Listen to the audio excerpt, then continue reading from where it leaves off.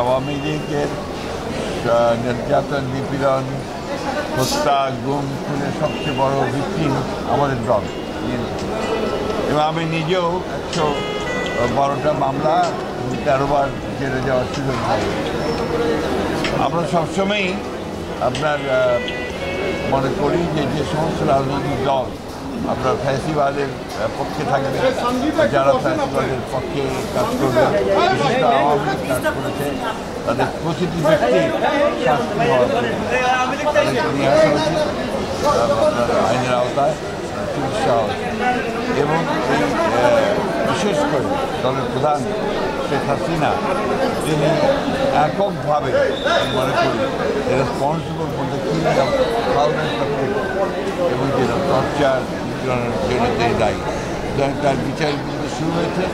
আমরা আশাবাদী তার ট্রেনিং এবং তার সঙ্গে যারা এই হত্যাকাণ্ডের সঙ্গে, গণহত্যার সঙ্গে এবং প্রত্যেকেরই বিচার হবে।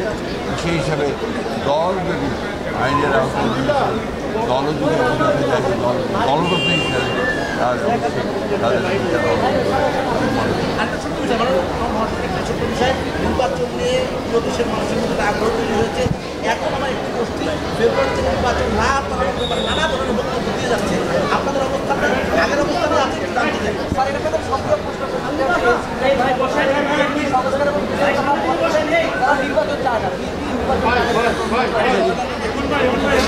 আমার একটা কথার উত্তর দেন।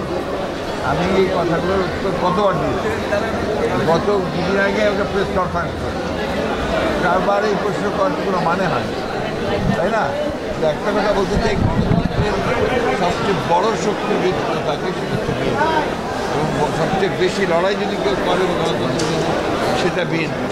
বাংলাদেশে এক দলীয় শাসন ব্যবস্থা থেকে বিএনপি নিয়ে এসেছে বহুদলীয় গণতন্ত্র এবং পরবর্তীতে।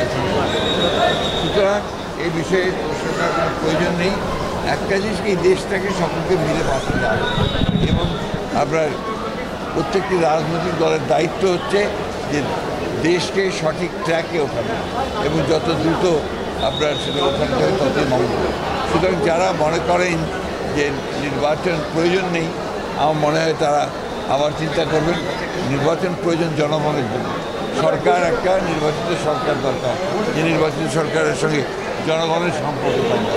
সেই কারণেই আমরা বলছি যে সংস্কারগুলো হচ্ছে, সংস্কারে আমরা অংশ নিচ্ছি। প্রত্যেকটি সংস্কারের দাবি আমরাই তুলেছি সবার আগে।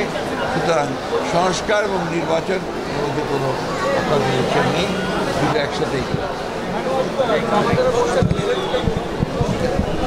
আমাকে জিজ্ঞেস